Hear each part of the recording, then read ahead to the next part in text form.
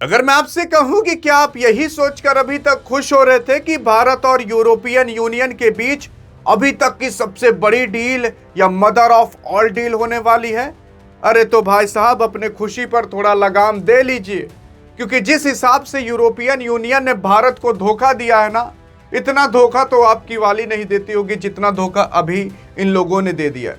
असल में कह दिया है कि अब कुछ नियम कानून लगेंगे जिसकी वजह से भारत को कईयों अरब डॉलर का नुकसान होगा। भारत के करीब 87 एक्सपोर्ट प्रभावित हो जाएंगे। लेकिन सवाल उठता है ना कि आखिरकार कौन से नियम कानून लगने वाले हैं? ये जीएसपी एमएफएन क्या होता है? हाँ, चलिए इन्हीं सब के बारे में चर्चा करते हैं और देखते हैं कि भारत को कितना नुकसान होगा, कब नुकसान होगा और क्या भारत इसे संभाल सकता है कि नहीं, और इससे जो नुकसान होगा उससे आपके और हमारी जेब पर क्या प्रभाव पड़ेगा। हाँ, देखने की कोशिश करोगे तो अभी हाल फिलहाल यूरोपियन यूनियन के कुछ नेता हैं जो कि भारत के 26 जनवरी सेलिब्रेशन पर आने वाले हैं, लेकिन लोग ये यूरोपियन यूनियन ही नहीं समझ पाते। असल में यूरोपियन यूनियन यूरोप की कुछ कंट्रियां हैं, 25 से 27 कंट्रियां हैं जो कि आपस में मिलकर एक संगठन बनाती हैं जिसे हम यूरोपियन यूनियन कहते हैं। उसके मेन प्रमुख नेता ये दो, जो एक बुढ़वा दिख रहा है, एक बुढ़िया, ये दो बुढ़वा बुढ़िया हैं, प्रमुख नेता हैं। और यही नेता अब भारत में आने वाले हैं 26 जनवरी के दिन। और जब यहाँ पर आएंगे तो कहा जा रहा है 26 जनवरी की ये लोग सेलिब्रेशन देखेंगे, आनंद लेंगे, सब कुछ देखेंगे और उसके बाद 27 जनवरी को मदर ऑफ ऑल डील पर बातें चीतें होना चालू हो जाएंगी। लेकिन आने से पहले इसने जो भारत को कहा है ना, आप अभी सुनकर हैरान हो जाओगे। लेकिन जो कहा है उसके बारे में तो आगे चर्चा करेंगे ही। आइए देखते हैं कि इसने जो कहा उससे भारत के कौन कौन से सेक्टर, कौन कौन सी वस्तुएं प्रभावित होंगी। देखने की कोशिश करोगे तो ये जो plastic rare earth minerals material, पत्थर उत्थर रहा करते थे, लोहा वहा रहा करता था, कपड़ा और ऑटोमोबाइल सेक्टर यानी गाड़ियाँ उड़ियाँ रहा करती थी, और जो केमिकल रहा करता था ये प्रभावित होंगे। उसी के साथ साथ जो स्टील, टायर, प्लास्टिक और भी बाकी सारी चीज़ें, मशीनरी, गोल्ड और चांदी और जो घर की इक्विपमेंट रहते थे, ये सब प्रभावित होंगे। जानते हो कैसे प्रभावित होंगे? असल में अभी आपने देखा होगा कि जब से ट्रंप भारत के ऊपर 50% का टैरिफ मार दिया था, तब से यूरोपियन यूनियन भारत के पीछे पड़ चुका था। असल में कह रहा था कि भारत के पास अब कोई चांस नहीं है कहीं वो और बेच सके, क्योंकि भारत सबसे ज़्यादा जो एक्सपोर्ट किया करता था वो आपके अमेरिका यानी कि यूएस में किया करता था। लगभग 100 बिलियन से भी ज़्यादा ट्रेड होता था भारत और अमेरिका के बीच। लेकिन जब से इसने भारत के ऊपर 50% का टैरिफ लगा दिया था, तब से ये एक्सपोर्ट काफी हद तक प्रभावित हो चुका था। और जब भारत का ये एक्सपोर्ट प्रभावित हुआ था ना, तो भारत को कोई रास्ता नहीं दिख रहा था कि भारत कहीं और अपने सामान को बेच सके, जिससे भारत को शॉर्ट टर्म में तो नुकसान हुआ, लेकिन लॉन्ग टर्म के लिए भारत ने कई सारे अपने दोस्त और कई सारी ऐसी कंट्रियां ढूंढ ली थी कि भारत अमेरिका में एक्सपोर्ट ना करने की बजाय इधर उधर कर दे। अरे जैसे कि मान लेते हैं कि भारत, यार पहले ये है भारत, ये है अमेरिका। भारत यहाँ पर एक्सपोर्ट किया करता था, पैसा कमाया किया करता था अमेरिका के अंदर, लेकिन जब से यहाँ पर एक्सपोर्ट बंद हो गया तो भारत अब एक्सपोर्ट करे कहाँ और पैसा कमाए कहाँ से? तो भारत ने ऐसे ऐसे ऐसे कई सारे देश ढूंढ लिए और भारत यहाँ सब भी अब एक्सपोर्ट करने लगा, जिसकी वजह से भारत के कई सारे हाथ निकल गए, यानी कि कई सारे ऐसे चीज़ें निकल गई जहाँ पर भारत एक्सपोर्ट कर सकता है और पैसे कमा सकता है। भारत को एक ही देश पर डिपेंड नहीं रहना पड़ेगा। तो भैया शुक्र है डोनाल्ड ट्रंप का, कम से कम भारत को कई सारे रास्ते तो दिखा दिए। और उसी में से एक रास्ता निकल के और आया था जिसका नाम था यूरोपियन यूनियन। और यूरोपियन यूनियन कह रहा था कि भारत से हम मदर ऑफ ऑल डील करने वाले हैं। मतलब एक ऐसी डील करेंगे ना जो कि यार सभी डीलों की मां मानी जाएगी, यानी कि मदर ऑफ ऑल डील कहला जाएगी। इतनी बड़ी डील होगी। देखो, अगर देखा जाए यूरोपियन यूनियन और भारत, तो यूरोपियन यूनियन देखोगे और भारत देखोगे, सन 2024-25 के अंदर 100 बिलियन से भी ज़्यादा इंपोर्ट एक्सपोर्ट होते थे। अभी मैं आपको दिखाता हूँ कितना होता था। लेकिन उससे पहले इसने कहा कि यार चलो अब डील कर ही लेते हैं, 26 जनवरी के बाद 27 जनवरी डील हो ही जाएगी। लेकिन उससे पहले धोखा दे दिया इन्होंने। असल में आप देखोगे जो धोखा दिया है उससे भारत के 87% जो वस्तुएं हैं वो इफेक्ट होंगी। मैंने आपको सारे वस्तुओं का नाम भी बता दिया था। उसी के साथ साथ 1.95 अरब डॉलर का भारत को थोड़ा झटका भी लग सकता है। अरब डॉलर है भाई साहब, आगे देख लीजिएगा, 80-90 से गुणा कर लीजिएगा। देखो, असल में अब यहाँ पर आपको ये देखने की जरूरत है, एक तो होता है जीएसपी और एक होता है एमएफएन। इसी सब को लेकर काफी ज्यादा बवाल उठा है। जीएसपी का मतलब सिंपल सा ये होता है कि मान लेते हैं एक देश दूसरे देश से कुछ ट्रेड कर रहा है, मान लेते हैं कि ये इंडिया है और ये यूरोपियन यूनियन है, और अब भारत को क्या करना है कि यूरोपियन यूनियन में कुछ सामान पहुंचाने हैं। अब भारत के ऊपर अगर जीएसपी लग जाता है ना, तो भाई साहब जो भारत यहां से यहां सामान भेजता उस पर जो टैक्स रहता वो थोड़ा कम हो जाता। मतलब जीएसपी लगाने से टैक्स थोड़ा कम हो जाता है या फिर ना के बराबर हो जाता है। कितना कम होता है? जैसे कि आप कपड़ा लत्ता देखोगे जो भारत पहुंचाया करता था, जब जीएसपी लगता था तो भारत पर जो लगता था वो टैक्स केवल 9.6 का लगता था, लेकिन जब जीएसपी हटा दिया जाएगा तो टैक्स बढ़ जाता है, तो वो 12% का लगने लगता है।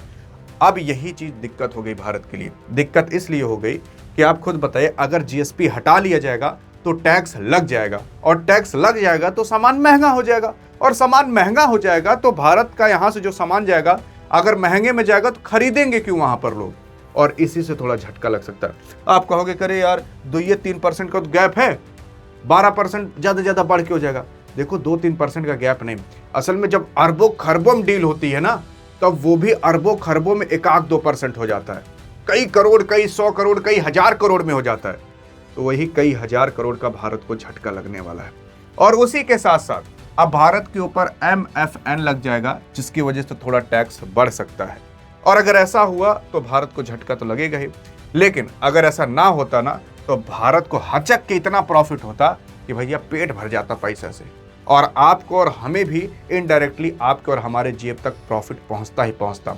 और उसी के साथ साथ भारत के अंदर जो रोजगार है वो बढ़ते, क्योंकि जब मशीनों और जो इंडस्ट्री उनका प्रोडक्ट काफी हद तक बिकने लगता तो मतलब कर्मचारी कम पड़ जाते, मतलब उस प्रोडक्ट को बनाने के लिए। तो वहां का जो मालिक रहता ना, काफी सारे एम्प्लॉयर खींच कर लाता, तो नौकरियां बढ़ती। इन सब से इनडायरेक्टली फायदा होता और जीडीपी ग्रो होती, क्योंकि जब लोगों के जेब में पैसे जाते तो लोग थोड़ा अमीर होते, थोड़ा पैसे खर्च करते, जीडीपी बढ़ती। अब लेकिन यही जीएसपी जो था भारत पर जो लगता वो हटा लिया गया, जिसकी वजह से थोड़ा टैक्स बढ़ सकता है। लेकिन हाँ, आप देखोगे तो भारत के पास कई सारे ऑप्शन हैं। असल में भारत केवल यूरोपियन यूनियन से ही नहीं, भारत ने 24 कंट्रियों से और बात करके रखी है, और ये बात करके रखी है कि देखो भैया, इन 24 कंट्री से ना यहाँ वास्त्रो करके भारत बैंक बना रहा है, जिसमें क्या होगा कि भारत इन देशों से डायरेक्टली ट्रेड करेगा, लेकिन बिना डॉलर का इस्तेमाल किए अपने लोकल करेंसी में ट्रेड करेगा। अब आप खुद सोच कर देख लीजिए कि भारत के पास ये 24 कंट्रियों का भी साधन है। भारत के पास अब ये जो अमेरिका है ना, जैसे इसने देखा कि यूरोप से मदर ऑफ ऑल डील होने वाली है, तैसे ट्रंप हड़बड़ा खाकर कहता ना भैया ना, हम 25% का टैरिफ तुम्हारे पर से हटा दे रहे हैं, 25% का बाकी रहेगा, क्योंकि 50% टोटल लगा था। यानी कि भारत अब यहां पर भी काफी सामान भेज पाएगा अमेरिका में, यूरोप के साथ मदर ऑफ ऑल डील भी कर सकता है, और ये 24 कंट्रियों के साथ भी डील कर सकता है, या फिर यहां पर लोकल करेंसी में ट्रेड कर सकता है। पहले भारत के पास केवल यही अमेरिका का एक साधन था कि यहीं पर एक्सपोर्ट करता था। अब यार सारे लोग ना एकदम जैसे खौखाक भारत के पीछे पड़ चुके हैं कि हमें सामान बेच दो या हमसे सामान ले लो। देखो फ्रांस अभी आकर 3 लाख करोड़ का भाई साहब राफेल बेच के चला गया। तो यही सारी चीजें हैं कि अब भारत को लोगों के अंदर, मतलब भारत के अंदर लोगों को अपॉर्चुनिटी दिख रही है, इसी वजह से भारत के अंदर सब भागते भागते चले आ रहे हैं। अब भारत यहां पर यह भी कह सकता है कि चलो यूरोप, तुम जो जीएसपी हटा रहे हो ना, उसमें से तुम हटा भले दो, लेकिन बहुत ज्यादा टैक्स मत लगाना। अभी नेगोशिएशन होगी, बातचीत होगी, उसके बाद जीएसपी कहीं लागू होगी या ना लागू होगी।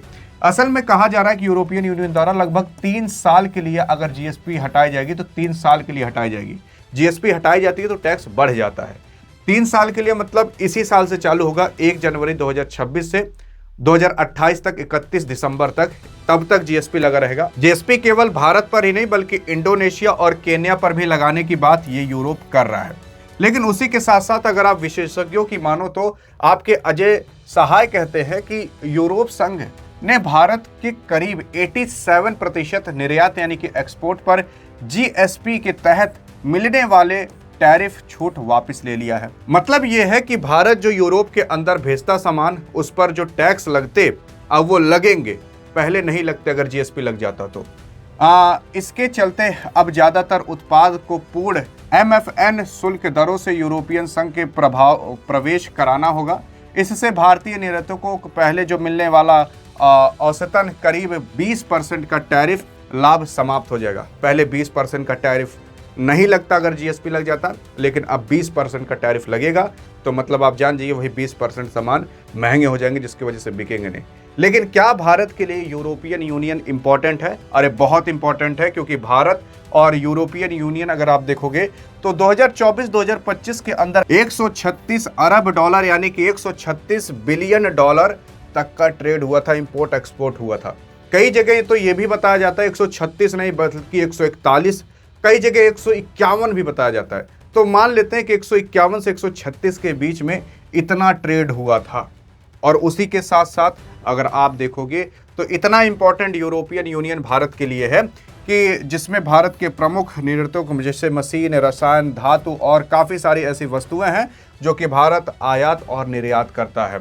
भारत में लगभग 6000 से अधिक यूरोपियन यूनियन की कंपनियां हैं, जिससे भारत के अंदर काफी ज्यादा रोजगार मिलता है। उसी के साथ साथ देखोगे तो भारत में विदेशी प्रत्यक्ष निवेश यानी कि एफडीआई भी एक बड़ा हिस्सा है, जिससे भारत को काफी अच्छा खासा प्रॉफिट होता है, भारत के अंदर काफी ज्यादा अच्छा खासा रोजगार आता है। लेकिन क्या लगता है कि भारत के ऊपर जीएसपी लगाएंगे कि हटा लेंगे? याद रखिएगा, जीएसपी लगने से टैक्स कम हो जाता है, जीएसपी हटाने से थोड़ा टैक्स जो पहले लगता था वो बढ़ जाता है। और अगर ऐसा हुआ तो थोड़ा नुकसान तो होगा, लेकिन भारत थोड़ा सह भी लेगा, लेकिन ये मदर ऑफ ऑल डील करेगा जरूर। लेकिन अगर ये जीएसपी भारत कैसी भी कर लगवा लेता है तब तो भाई साहब भारत की चांदी चांदी हो जाएगी। भारत को तब रोकने वाला इस दुनिया में कोई माई का लाल पैदा नहीं होगा। और भारत के पीछे केवल अब यूरोप नहीं, मैंने आपको वो 24 देश भी बताए, 24 क्या वो 25 भी हो गए होंगे, क्या पता 26 भी हो गए होंगे जब आप वीडियो देख रहे होगे। प्लस अमेरिका भी भारत से अब 25% टैरिफ हटाने की बात कर ही रहा है। तो भारत के अंदर अब इतना पोटेंशियल आ चुका है कि भारत को एक देश की ओर नहीं भागना है, भारत के पास कईयों देश है जहां पर वो जाकर एक्सपोर्ट कर सकता है। मतलब अब आने वाला भविष्य आपको दिख रहा है ना, चांदी चांदी होने वाला है। क्या लगता है आपको कि भारत को रोकने वाला कोई माई का लाल इस दुनिया में पैदा हो पाएगा? बताइएगा जरूर। अधिक जानकारी चाहिए तो इस वीडियो में मिलते हैं, और भी ऐसी अधिक जानकारी चाहिए तो डिस्क्रिप्शन में टेलीग्राम का लिंक है, वहां पर भी ज्वाइन कर सकते हो। तब तक के लिए जय हिंद, जय भारत।